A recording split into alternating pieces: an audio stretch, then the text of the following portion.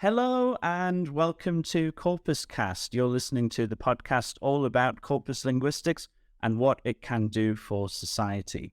Each episode, we'll explore how the study of language in large corpora is used to tackle challenges in the world relating to education, health, and technology, among many others. So, sit back, relax, and join us as we discover the ways in which corpus linguistics is shaping the future of the study of language. I am your host, Robbie Love, and I am a corpus linguist at Aston University. Today's topic is the role of corpus linguistics in the study of academic writing, something that will be very familiar to many of our listeners who are researchers and students in corpus linguistics and writing academic work for publication or assessment. Academic writing can be a difficult genre of writing to learn, relatively formal with many rather rigid conventions, and there are also many disciplinary variations both within and across languages that add to the difficulty. So research in this area seeks, among other things, to better understand how language is used in this context to help people develop in their academic writing. And my guest today is Dr. Kevin Jiang, who is a distinguished professor in applied linguistics in the School of Foreign Language Education at Jilin University in China. Kevin's research interests include disciplinary discourse, corpus studies, and English for academic purposes and English for specific purposes. And his publications have appeared widely in major applied linguistics journals, and he's published books on academic writing, including on metadiscursive nouns and academic discourse and global publishing with his mentor and former PhD supervisor, Ken Highland. So I'm really looking forward to chatting with Kevin, another guest that I've never met in person, but I'm sure we'll have a really interesting conversation about his work with academic discourse and corpus linguistics. So please welcome to CorpusCast, my guest for today's episode, Kevin Jiang. Hello, Kevin. Great to see you. Hello, Robbie. Thank you so much for this opportunity to share and talk about the way I use corpora in my research into disciplinary writing and academic discourse. Thank you so much, Robbie. Well, thank you so much for coming on to the show. I know that, this it takes, out of your busy schedule. I know that you're in a hotel on a work trip at the moment. So I really appreciate you taking the time to sit down and have a chat with me. So thank you so much. With that in mind, we'll get started so we can learn more about you and your work. Sure. Thank you so much, Robert. Oh, yeah, of course. No, thank you. What does corpus linguistics mean to you? Yeah, it's a very good question. I think corpus linguistics is so different from other branches of linguistics or other hyphenated branches of linguistics like social linguistics and psycholinguistics, because the names of these linguistics suggest the first part of the names, the first part of the names is the things that we study in these branches of linguistics. Like social linguistics looks at the relation between language and society. Psycholinguistics look at the relation between a language use and psychological processing. But in corpus linguistics, I think corpus is not the things we are studied in these branches of linguistics, but it is a method that we use in our language research. So corpus is a method, not just a tool. It's also associated with a certain outlook we take on language. And I think the simple and the concise definition of a corpus is a large collection of naturally occurring language use in a given context. And to me, as a researcher using corpus linguistics, we believe this is a source of how we understand the language. And so we use corpus in our search of academic language in different contexts to look at language use across disciplines, across genres in academic context. So I think this what corpus linguistics to me. Thank you, Robbie. Thank you, and I think we'll keep thanking each other throughout this episode. That's really interesting. We will return to that debate later on. The question of the climb between, or the continuum between method and theory. For now, though, I love to hear more about your own academic background. Where did you study, and what led you to your current position at Jilin University? Yeah, as I mentioned, I had my PhD at Hong Kong U, and I was very lucky to have my PhD under the supervision of Professor Ken Hanlon. And I think I had a very peculiar academic journey because I majored in international business in my undergrad and postgrad studies. And I think this has much to do with the way I came across with corpus linguistics and the way we use corpus to look at language use. After graduation from my MA education, I taught business English in a local university, and at that time I came across a couple of books and articles on business discourse, like those written by Vijay Bhatia. And I noticed, in the international community, people are using corpus in the research of business discourse. So I was very interested in corpus linguistics, and especially the way language can be examined by using corpus linguistics, linguistics. And because previously I written papers on business discourse, just reflective articles, not empirical papers. So I was very amazed at corpus linguistics. And then I attended a corpus workshop in Beijing before I moved to Hong Kong for my PhD study. And in that workshop, I learned some basic hands-on skills of basic corpus techniques, like keyword analysis, concordancing, collocations, etc. And then I think Professor Ken Hanlon inspired me to use corpus into the research of academic discourse, because I was amazed at the way he writes about academic discourse, not the way he used corpus techniques, but the way he writes about academic discourse, especially the way he interprets the reason why different authors from different disciplines write in different ways. I think in corpus studies, data and quantitative results are one thing. I think the more important thing is the personal interpretation or researcher ethic interpretation of the results. So what? Why the corpus results are like this? So we have to interpret the reasons behind these language use. So I think this is a way as EAP researcher to step forward into the corpus data. So we have to transform these corpus data, corpus results into pedagogical materials, or what we can learn from this corpus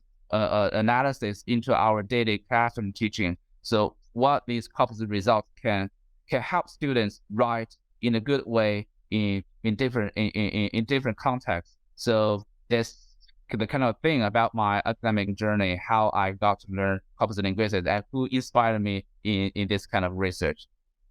That's really interesting that at undergraduate, you studied, you said international business, and that transition into, doing something quite different for your PhD project, and acquiring new, as you said, learning the sort of the methodological toolkit, if you will, the tools of the trade in corpus linguistics, in preparation for the PhD after sort of studying. That must have been quite difficult making that transition, was it? Yeah. Because in my PhD application, I proposed to look at business discourse, anti-dumping petitions. So I wanted to look at this petition text as my PhD project. But Professor Ken Hanlon is an expert in EAP field, not business discourse. So he said you can choose work in my expertise or on your own topic. Then I switched to business to academic discourse, and I got to learn the term shell nouns in the workshop I attended in Beijing. I got to know the term, and I get a sense that nouns are less explored in the literature of EAP discourse. So I moved to the academic discourse, and I mentioned this concept shell nouns to Professor Ken Hannon, and he was very happy with the way I wanted to look at noun use in academic discourse, the disciplinary variations. And he also was happy with the way I tried to map out the functional use of these nouns onto metadiscursive use of language, because Professor Hannon is an expert in metadiscourse, so he can really help me to work in my proposed new PhD thesis topic. So that's how I switched into academic discourse. And for us, corpus is a very basic tool, not a theory. So we use a corpus, as Professor Hannon mentioned. We use corpus in a way like a baby search, just a frequency, concordancy, very basic skills. But I think, as I mentioned about, so I think what we want to do is not stop at the quantitative results. So we want to interpret why writers from different disciplines use these nouns in different ways. And so I just I proposed a new term instead of shell nouns, metadiscursive nouns. So I want to emphasize these nouns function in a similar way to metadiscourse in text. So set up personal interpretations between writer and readers. So I look at interactive use of these nouns, cohesive use of these nouns, and interactional use of these nouns, taking role played by these nouns in discourse. So that's how I switched into this kind of research area. And for corpus use, I learned like a regular expression to search these nouns in the text. So to me, regular expression is more advanced techniques than concordancy or frequency keywords analysis. So I try to learn how to, come up with the structural searches by these nouns. So like the fact that, so I just search the plus something while the card search with that. So I look at these kind of structural searches of these nouns in my corpus. I build a corpus myself. So basically, the way I use corpus in my own research is very fundamental. But I think what I'm interested in is go beyond these quantitative results to look at how different disciplines use or produce language in different ways. Yeah, Robbie. For the benefit of those listening who I hope are interested in corpus linguistics, if you're not, then this may not make much sense at all. But people who are interested in corpus linguistics but maybe not familiar with research in academic discourse, what is a shell noun? It's a great name, but for those who aren't familiar, could you give some examples? Yeah. Thanks. Shell nouns are proposed by a German psycholinguistic Schmidt, I think. He proposed shell nouns. He said there's a metaphorical use of shell to name these kind of nouns. These nouns are unspecific, abstract type of nouns, like a fact. These nouns are unspecific. They are abstract categories of nouns. They are unspecific in meaning. So the real meaning of these nouns will be retrieved from lexicalization in context, like this fact. So when readers try to understand the meaning of this noun, they have to go back to what this noun encapsulates in the prior context. So these nouns just like eggshells to carry the meaning from the prior segments of text. So like a shell, like eggshells to carry this meaning into forward in the next piece of text. So I think that's why shell nouns is used to name these kind of nouns, unspecific abstract nouns. And the real meaning of these nouns has to be retrieved from the context, shell nouns. Then I think these nouns work in a similar way to metadiscourse, because one way these nouns play in the text, because they set up a cohesive text, because they refer back to prior text for meaning, for the semantic lexicalization. And at the same time, writers use these kind of nouns to give their stance to the prior information. Like this is a fact. So writer think the prior information is a fact, something established, rather than disbelief, something very subjective. So I think these kind of nouns play in different ways, two ways: interactive, cohesive devices, and interactional stance markers in the text. So I think these nouns are very interesting.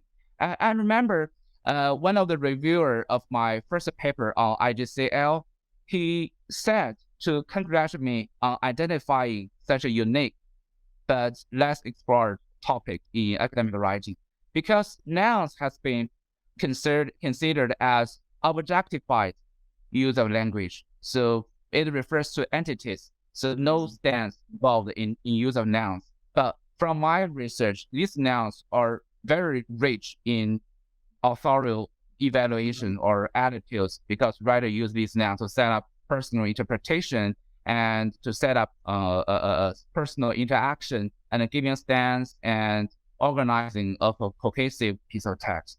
So this is the way I understand shell nouns, their function in discourse. I see. So IJCL, being the International Journal of Corpus Linguistics, sounds like they were happy to receive your first piece of research on this topic. Yes. There'll be lots of people, as I said in the introduction, who listen to this podcast, who are themselves academic writers in one form or another. And I know that it maybe isn't appropriate to talk of it as one solid genre with no internal variation, but starting broadly, with those who are doing academic writing, what do you see as the main challenges with learning this genre, if you will?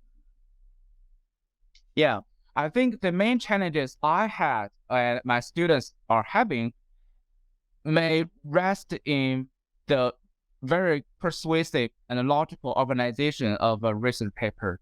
I think writing in an academic style is more than a good command of lexis and grammar.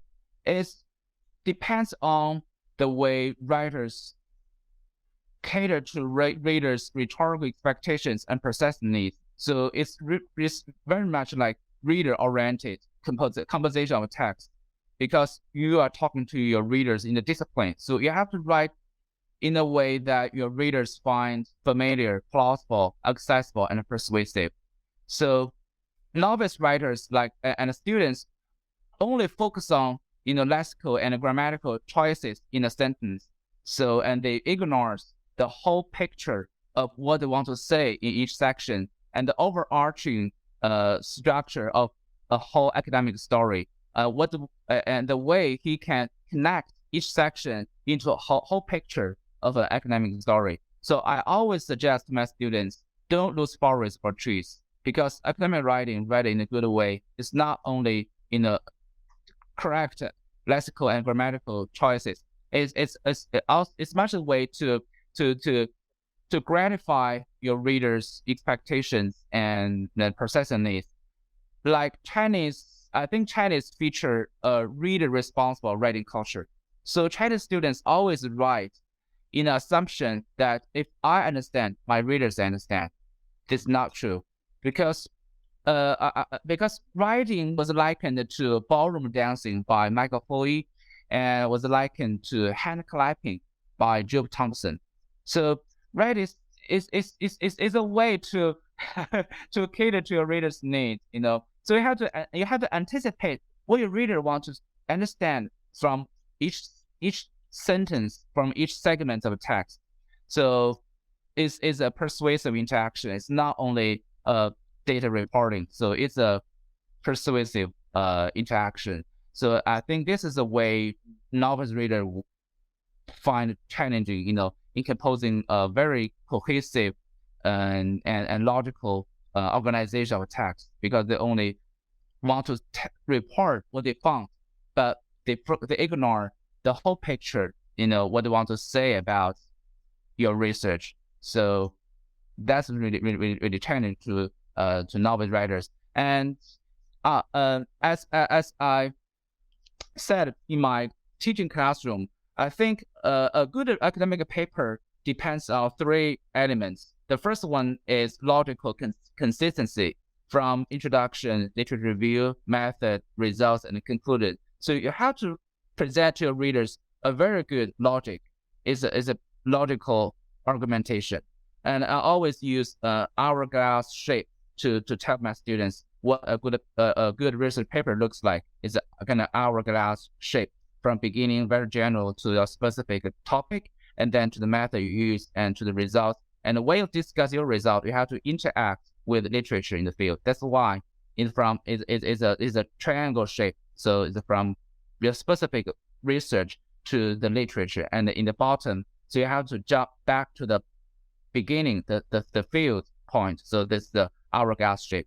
And the first that was the first element of a good paper. The second one, I think, is empirical adequacy. So you have to be sure about the way you use corpus to fully support the research question you ask in your research. So that's empirical adequacy. The last element, I think, is disciplinary relevance.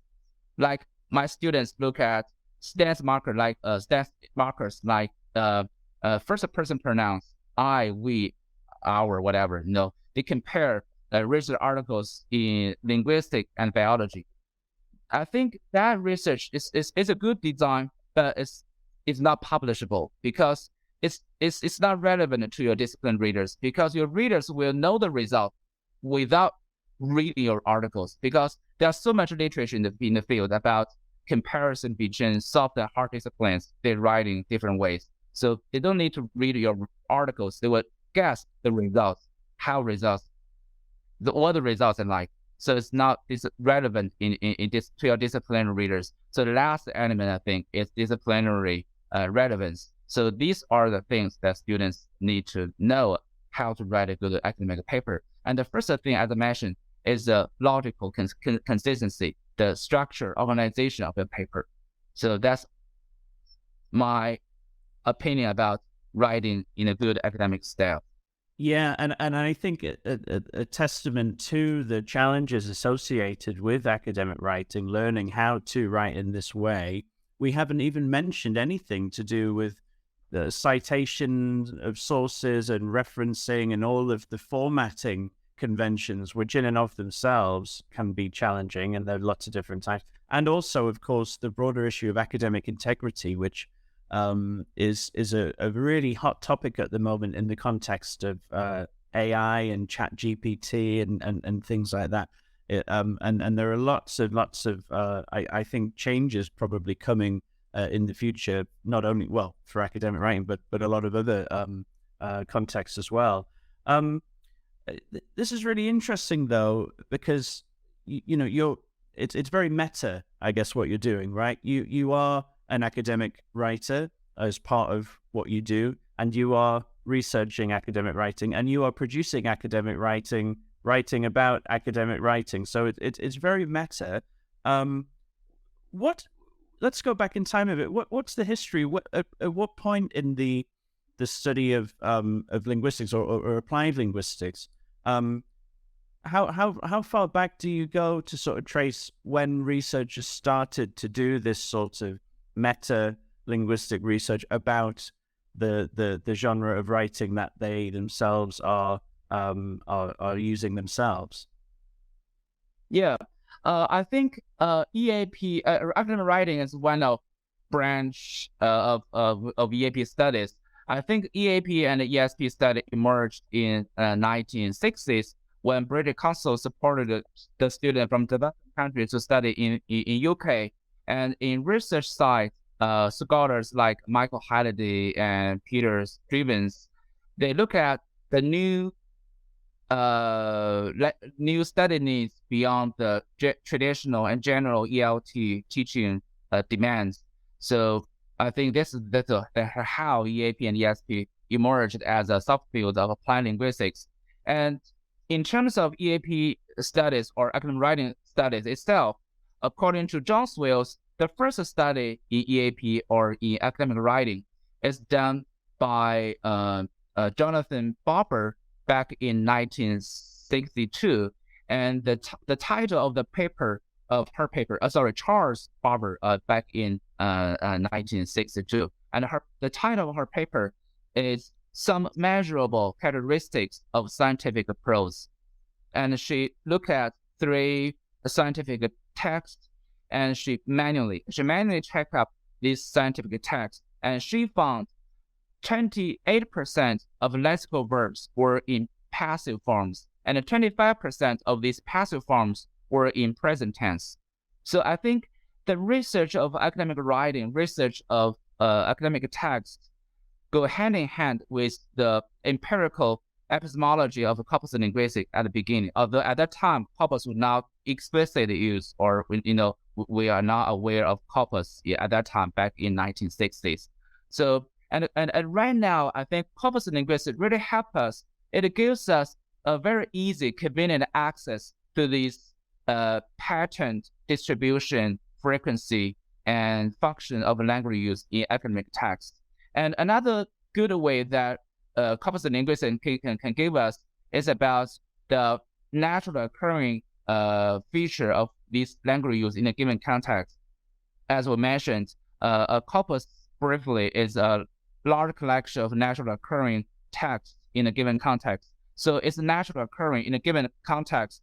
Use the language the language use it represents are the language use made by different individuals, not only one individuals. And when we talk about writing in academic discipline or writing in an academic context, we mentioned it is a reader-oriented composition of text. So we always talk about discourse community. So corpus represents individuals' use of language, not individual preference in idiosyncratic language use. So it represents language use or the automaticity of language use accepted by the disciplinary, accepted by the community members, not only one person's language use. So this is another good way to use corpus in our research of academic writing. It really represents the way community accepts, in terms of language use. So I think this advantage that corpus linguistics can give to us when we look at language use in an academic context. And let's talk about this some more then. The building a corpus of academic writing. You said there, you select the context and you're looking for samples of evidence of language use in that naturally sort of occurring context. But clearly there are thousands upon thousands upon thousands of academic journal articles and books and other publications, conference proceedings, abstracts, all sorts of things, all over the place. And I mean, in English, especially, English is very prominently placed in terms of academic publication as a language. How do you even begin to kind of develop what we would call a sampling frame, I suppose, and selecting the texts and then gathering them together and building the corpus? What does that look like in your own work? Yeah, always bear in mind the three kind of parameters in corpus building: representativeness, balance, and sampling. So for representativeness, I have to use impact. I have to convince my readers why the journals I choose can really represent that discipline. Like if I want to look at academic text in applied linguistics, I have to choose some journal articles. So I have to convince my readers why the journals I use can really represent applied linguistics. If I only use TESOL Quarterly or Modern Language Journal, these are only educational strands of applied linguistics, not language studies. So I have to convince my readers why the journals I use really represent that discipline. So I use impact factor. Impact factor is a standard way to evaluate how the journal is accepted by the whole community. So I look at the impact factor released by Web of Science according to the 5-year impact factor, which is more reliable. So I choose the first top 10 journals in the field, and I also consult the professors in each discipline to see which journal you think is really can represent your discipline. So I always use this kind of practice to make sure the text I collected can really represent what I want to research. And that balance, so I have to, make a good decision about authorship of academic text, because in academic world, co-authorship is very common, especially in the sciences. So I use 5% of single author text, another 5% of multi-author text.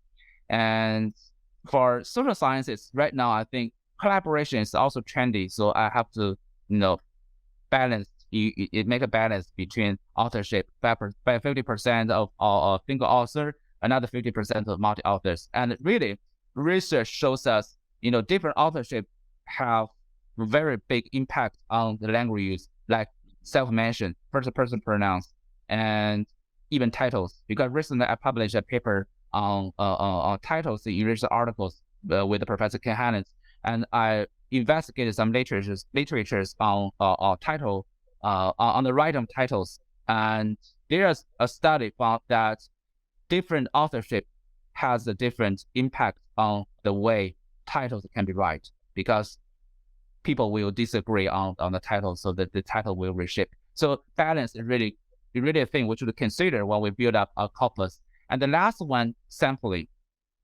because previously I just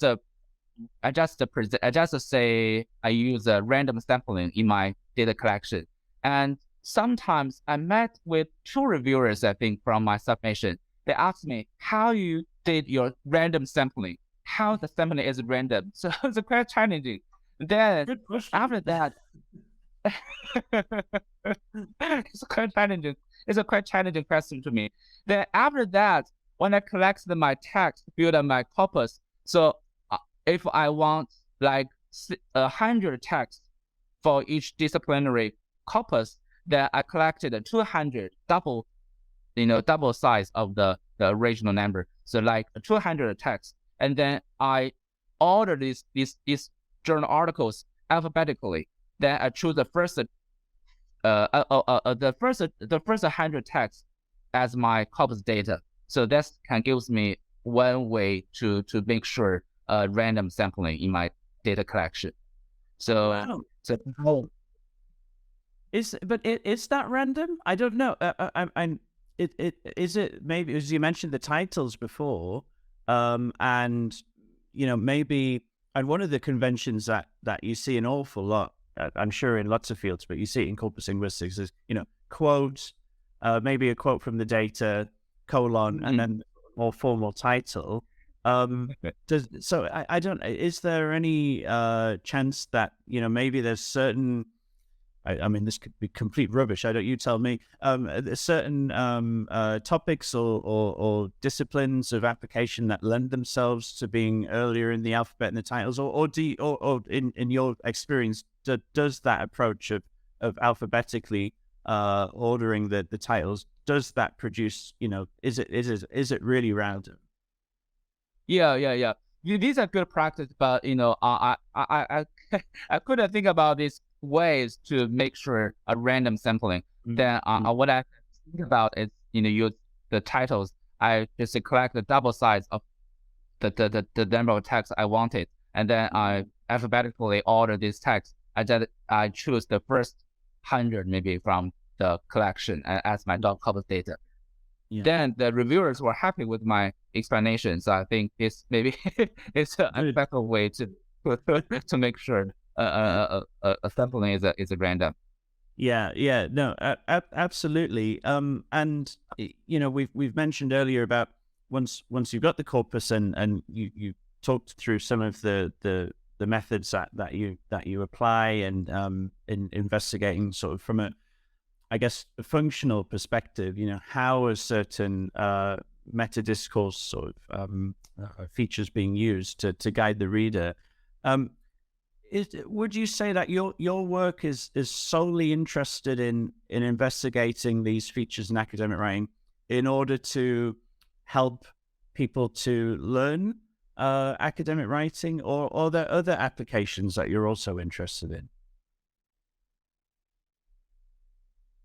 Yeah, the journal I always publish is a Journal of English for Academic Purposes and English for Specific Purposes.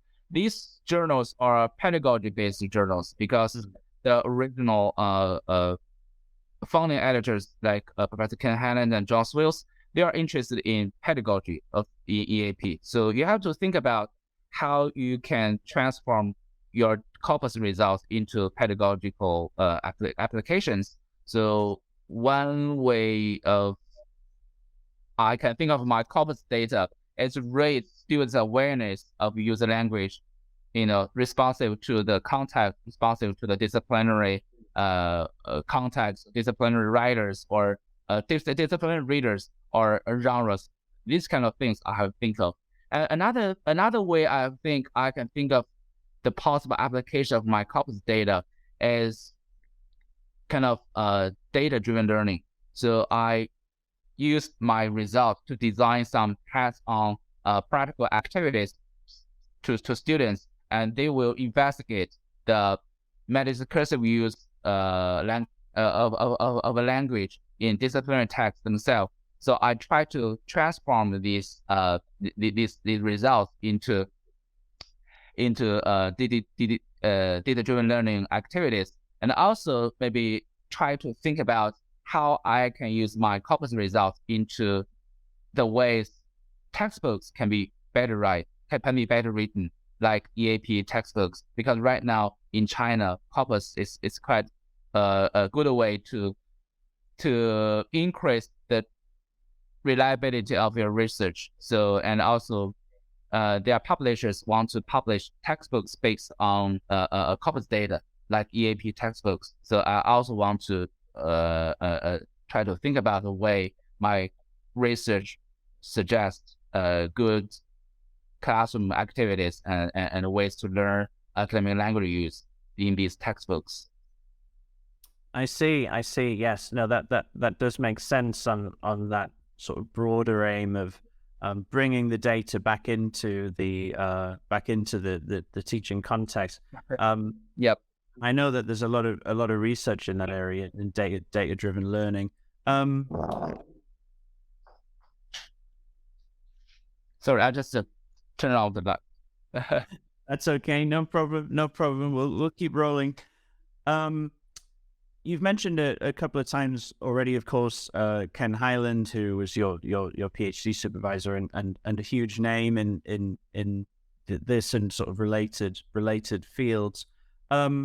You recently published a paper with him about informality in academic writing. I wonder if you can tell us a bit more about that. Is it the case that academic writing is becoming less formal over time? Yeah, the answer is yes. Academic writing is becoming less formal.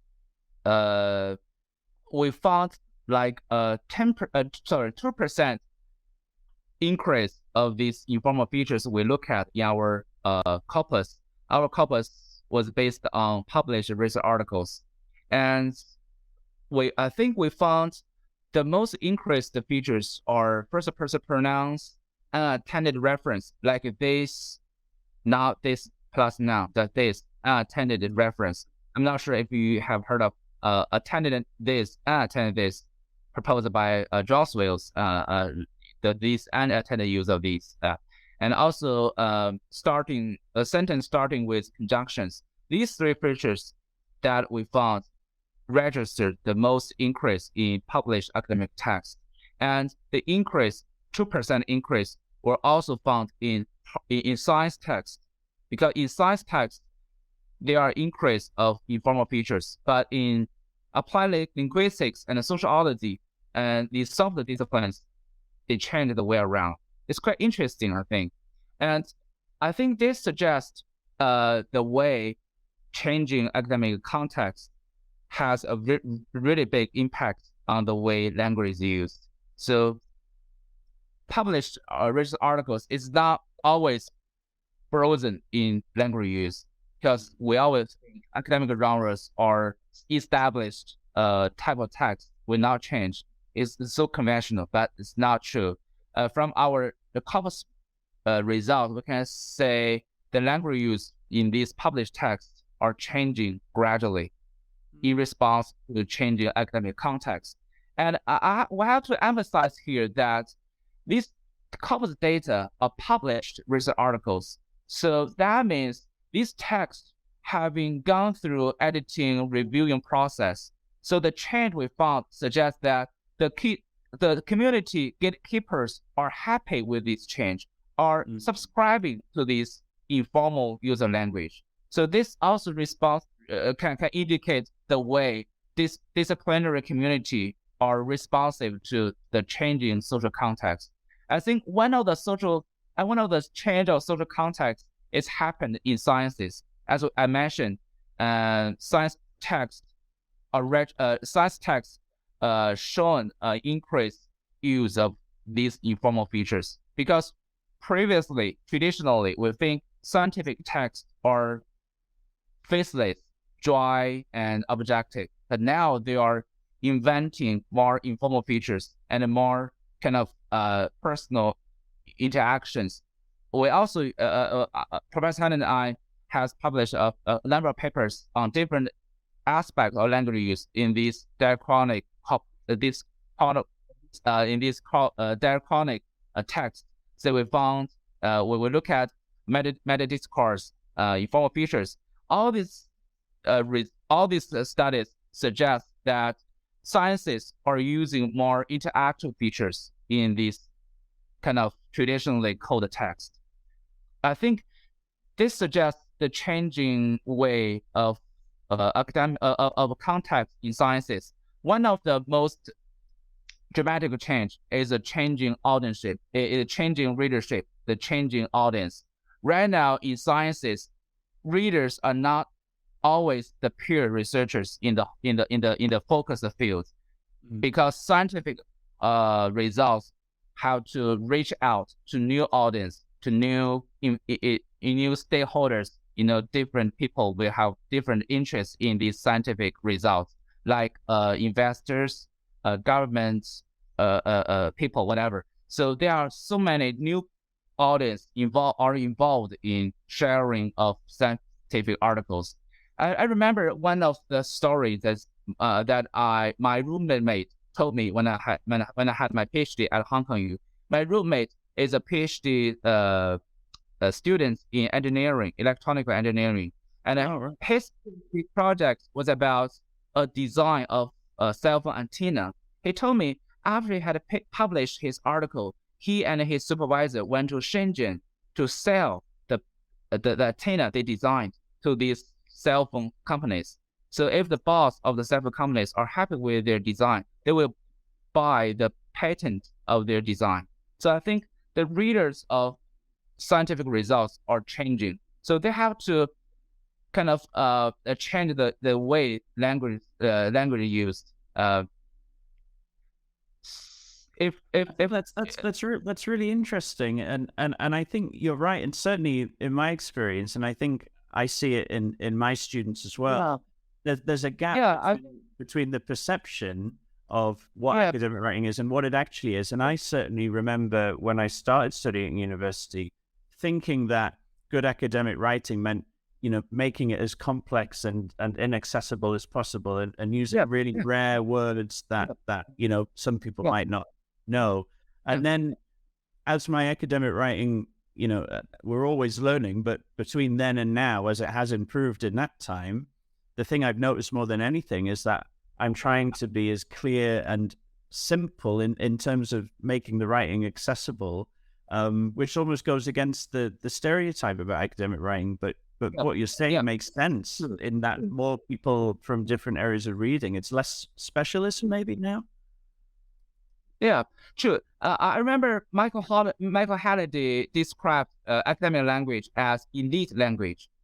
But right now, because of changing audience, I also noticed some journals in sciences, in the description of the language of the aim and interest of the journal or author guidelines, proposed by the journals, they mention please use active language to promote scientific communication. So these journals are also concerned about these abstract, this abstract language use, which is hard to understand to these everyday lay person. So I think this is a way language changed in academic context. I think this is one of the reasons why we found there's an increase in informal features in science writing. Okay, now as we start to wrap up here, we're about to move into our quick questions section. But before that, I'm going to put you on the spot. And this is just asking your personal opinion. It doesn't need to be informed by your research. Within the field of corpus linguistics, is or are there any particular researchers in the field whose academic writing you sort of prefer or find to be, that's really sort of accessible or well written? Or are there any academic writers in corpus linguistics that you particularly admire? Sorry, Robbie, could you repeat your question? I didn't hear it clearly. Sorry, Robbie. Yeah, no problem. So I'm going to put you on the spot here, and I'm going to ask you your opinion. Thinking about the field of corpus linguistics, are there any writers in terms of academic writing in corpus linguistics that you especially admire for having what you deem to be good, really good academic writing? Oh, thank you, Robbie, for this question. The only person I can think of is Professor Ken Hannon. He's a very powerful writer, and I think for novice writers, maybe we might as well not copy the way Professor Ken Hannon, these established scholars, write, because they are so powerful. So sometimes they will not really strictly follow these academic conventions, like in methods sections of research articles. You will find sometimes they don't write in the way as we expected in academic writing, because these are established top researchers in the field. So we have to, I think I always suggest my students follow the way novice writers to write. And this is one person, I'm not sure if you have heard of his name, Peter Crosswaite in Queensland. He used to work at Hong Kong U, and right now he's working in Queensland. And I think he used corpus in a way, really support us like novice writers write in academic text. So he's the second person that I can think of, really use corpus data, corpus and results to support young people and novice writers write. Okay, well, there we go, hot off the press. Thank you for indulging me in asking you that. Okay, we are now going to move to our final part of the episode, quick questions. One of them is a little bit different. We'll get to that in a moment. But our first quick question is, what is the biggest change you've noticed in corpus research during your career? Yeah, I noticed kind of two changes in corpus research throughout my career. Not really throughout my career, just throughout my personal story of publishing papers. My experiences. The first one, right now, journals are asking for more vigorous statistical treatments on data results.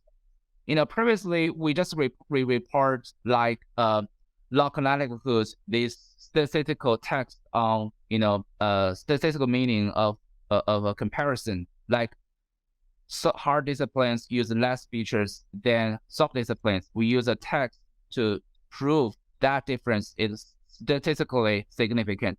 But right now I notice some reviewers are asking for effect size or other kind of statistical text to further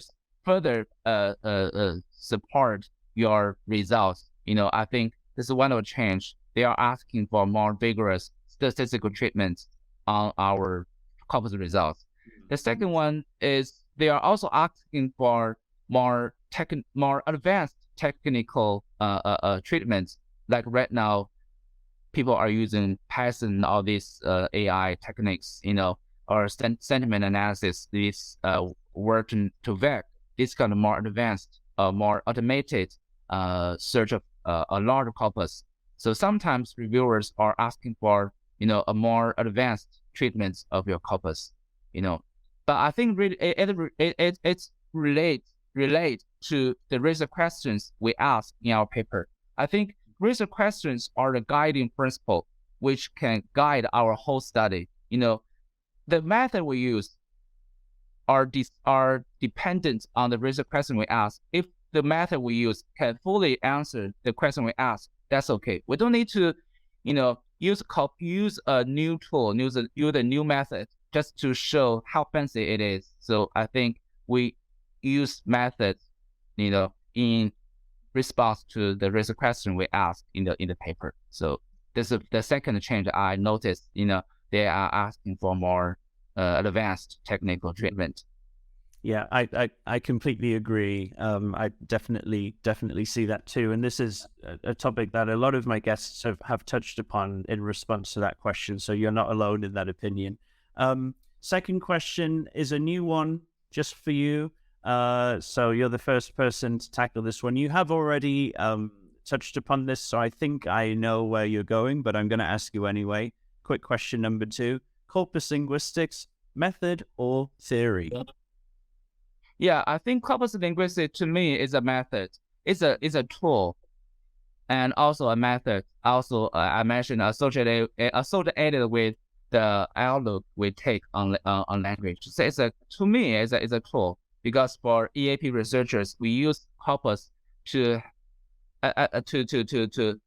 look at language use in a more convenient way. So I think the job of EAP researchers is to go beyond corpus data to interpret the meaning, the social meaning behind this corpus data, and how we can transform this corpus tool to our daily classroom.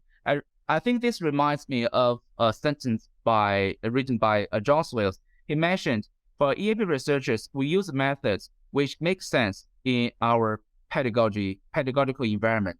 So corpus is one way to facilitate our pedagogical teaching. So it's a tool to me, not a theory.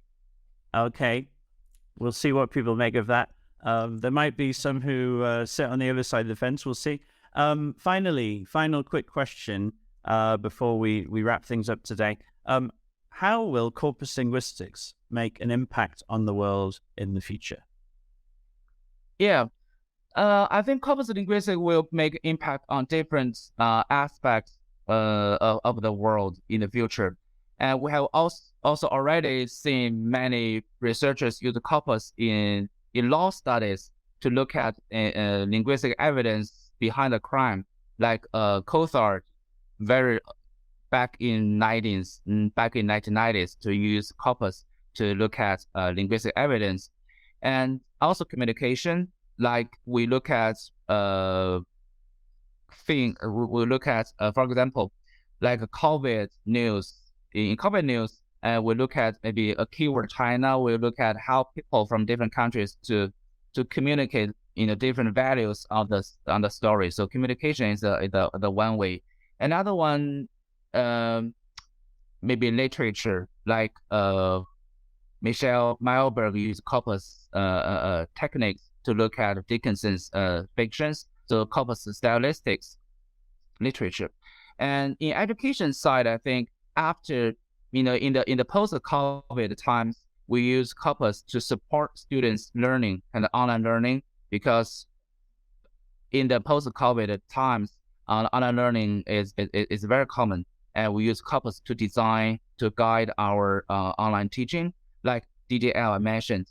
It's quite new in China. I think there are people are using corpus in design DDL activities, and also in China we're now having one of the new liberal arts drive.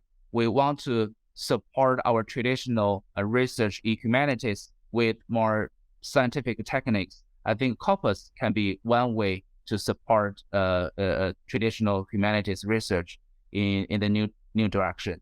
So it really has a big impact on our world. Right now, in this winter, ChatGPT and GPT-4 are released. I think they are changing our whole world. I think the basic principle, basic theory behind these ChatGPT and GPT-4 techniques, I think they have the same theory with corpus linguistics, co-occurring of items in a given context. That's how machine can learn the way they produce information. So behind these kind of tools, the theory are the same. So corpus linguistics will really change the way we use language and the way we research language. So we're seeing an ever-increasing range of applications, and a few of the topics you mentioned we've already discussed in previous episodes of CorpusCast. So do go back if you want to hear about forensic linguistics. We had members of the Aston Institute for Forensic Linguistics. We had Michaela Malberg on talking about stylistics. So it's nice to hear that we've touched on some of the things that you see developing further in the future.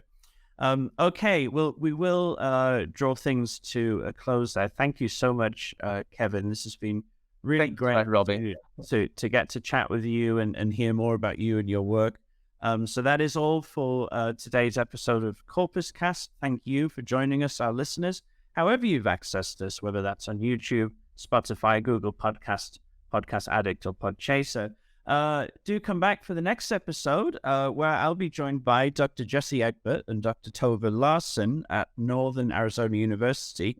They'll have plenty to discuss on corpus linguistics, I'm sure. In the meantime, why not subscribe and let us know your thoughts on this and other episodes using the hashtag CorpusCast. Make sure to check out the Aston Corpus Linguistics Research Group on Twitter at Aston Corpus, and you can follow me at Lovermob. So thanks again. CorpusCast is an Aston Originals podcast, written and hosted by me, Robbie Love, and produced by my excellent colleague of high esteem, Sam Cook, from our press and communications team. Thank you, Sam, as always. Thanks again for listening. Thanks to you, most of all, Kevin Jiang from Jilin University. Thank you so much, and we'll see you soon on the next episode of CorpusCast. Thanks a lot. Bye-bye. Bye-bye. Thank you.